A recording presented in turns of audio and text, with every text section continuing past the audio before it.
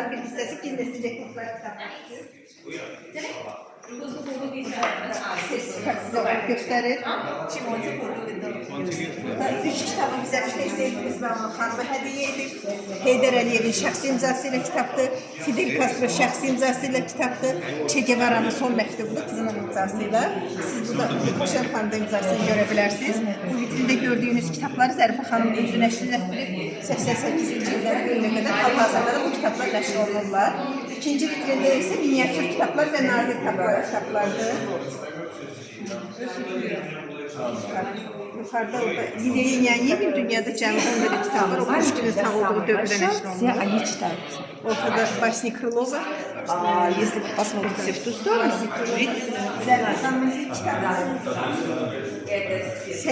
İkinci ildə bu kitabı Moskvada alıb və kolleksiyaya bu kitabla başlayıb. Kapitanskaya Doçka 1900-cü il, İngilis tarixi rəsmlərdə 1815-ci il. Orada görürsünüz qızılı rəngdə kitab, Çudo İşçidiz. O Sovet dövründə ən kiçik kitab o kitab olub. Bu kitabların hamı şəklini çəkir, hamıya çox maraqlı. Bizə İstanbuldan, Türkiyədən hədiyyə ediblər. Aşıqdan sonra hüzün. Göktuğun içində ən balaca kitabdır.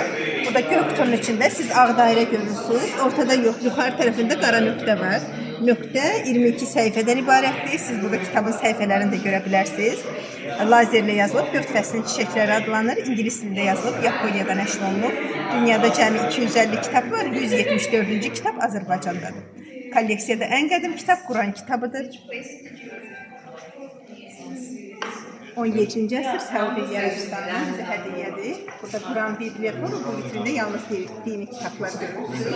Bu isə Shakespeare'in kitablarıdır. Kitablardır. Bu polkada gördüyünüz kitablar Londonda nəşr olunub, 19-cu əsrin sonunda. Bu kitablar isə New Yorkda nəşr olunublar 1841-ci ildə.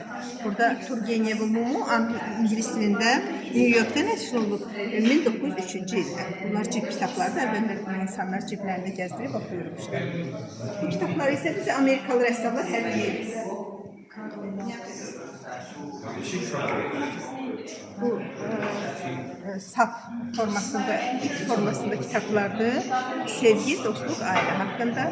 Zaman puldur, Misirlilərin əli, Xəzər dənizinin dalğaları, müharibə qadını, savaş qadını, kökün faydaları. Bu isə miniatür kitabları presləmək üçün alətlərdir, taxtadan bizə Avstraliyadan hədiyyə edilir.